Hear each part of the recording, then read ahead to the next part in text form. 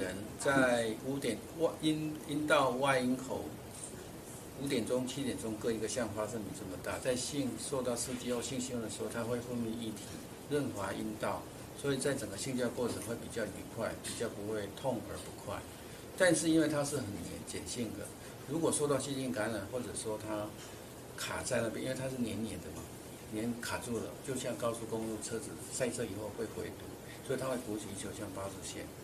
那我最近有一个屏东垦丁来的一个李小姐，她10月中旬要做试管婴儿，那在中秋节的时候告诉我说，蔡司我下面右边肿了一个像高尔夫球这么大，很痛。那我就说你过来我看一下，一看果然是急性期的巴氏腺囊肿。那我就开抗生素给她，因为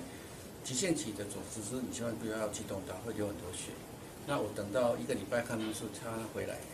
就像芒果生芒果变成熟芒果变软了以后，我们说可以手术了。那天我事情要请他空腹，所以在前置麻醉下，我用这种刀子划下去，然后再用双极电烧，整个过程大概2分10秒，还蛮快的哦，这还蛮推荐的。那一般的医师他的照带是刀子划下去之后，把它翻起来像一朵百合花，这个大概要20-30分钟。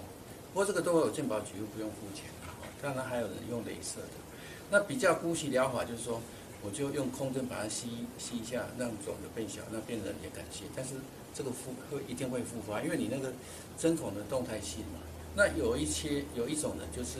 他一下子复发，1年复发个3次、5次、6次，烦死了，干脆把整个巴氏腺切除，把它切掉了。但是这样的话，在将来性生活会很干涉，会痛得不快，在摩擦的时候可能会力破回。所以巴氏腺囊肿在一般的妇产科门诊其实非常常见，但是你不要有病就赶快就医，不要拖。我有碰过一个病，就拖到变成蜂窝子之炎。那巴氏腺囊肿为什么会发呢？因为这里有很多大肠杆菌啊、青黄色葡萄球菌、内球菌、皮炎淋病，那这些都会引起巴氏腺囊肿的化脓或感染。那但是50-60岁如果还有巴氏腺囊肿，要想到可能是性病或癌症，这时候就要做组织切片。所以在这里要做个总结，妇女巴氏腺囊肿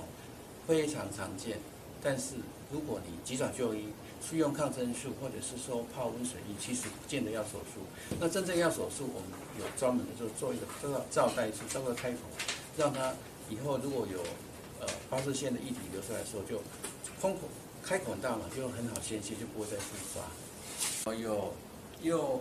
边或左边的外阴部如果有肿起来，一颗像高尔夫球这么大，或像番茄这么大，会痛，那可能就是巴氏腺。它通常是单边，右边或左边。我有看过2边一起来的。那这个时候你要就医，通常医师会开抗生素给你，或叫你做温水浴。那如果不行的话，你就必须要接受罩带的手术。像这个已经到达要开刀，但是急性期不开刀，我们要等它慢下来，就像芒果要变软以后才能够吃。